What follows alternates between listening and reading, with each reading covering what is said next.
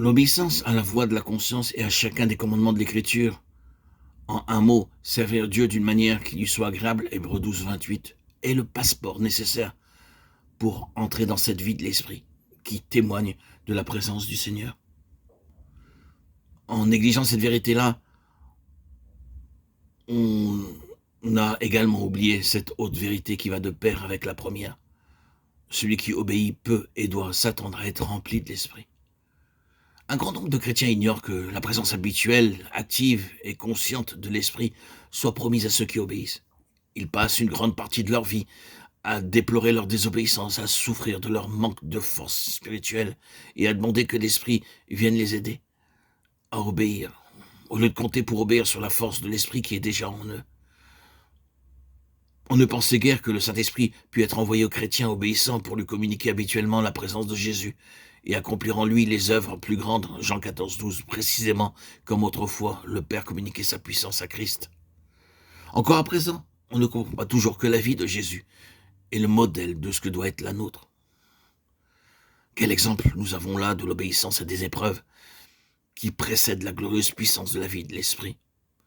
C'est cette vie-là que nous communique l'Esprit de Jésus glorifié. Mais pour avoir part au don de l'Esprit, il faut suivre la voie que Christ nous a tracée. Par son exemple, c'est en crucifiant la chair, c'est en nous soumettant sans réserve à la volonté de Dieu que nous nous convaincrons de l'impossibilité de trouver Dieu en dehors de sa volonté. Le cœur qui accepte et fait la volonté de Dieu en Christ devient la demeure du Saint-Esprit.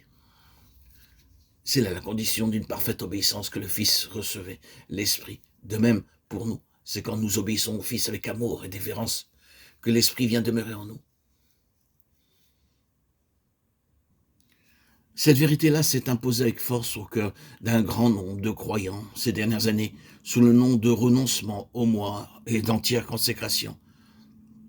Lorsqu'ils furent amenés à comprendre que le Seigneur Jésus réclamait en effet une obéissance sans réserve, qu'il était de toute nécessité de s'abandonner à lui et à sa volonté, et que par sa grâce, il était possible de le faire, lorsqu'avec foi en sa puissance, ils le firent. Ils entrèrent aussitôt dans une vie de paix et de force qui leur avait été inconnue jusque-là. D'autres apprennent ou doivent apprendre qu'ils n'ont pas encore saisi cette vérité tout entière. Ils découvriront que l'application de ce principe va au-delà de ce qu'ils avaient pensé à mesure que par la puissance de l'Esprit qui est en nous, nous apprendrons à apporter fidèlement à Jésus tout mouvement de notre vie intérieure. Nous verrons que l'Esprit de Jésus glorifié réalisera sa présence en nous, faisant en nous et par nous infiniment au-delà de ce que nous demandons ou pensons. Éphésiens 3, 20. La présence en nous du Saint-Esprit telle que l'entendait Dieu et Christ devrait être pour l'Église beaucoup plus que nous ne l'avons éprouvé.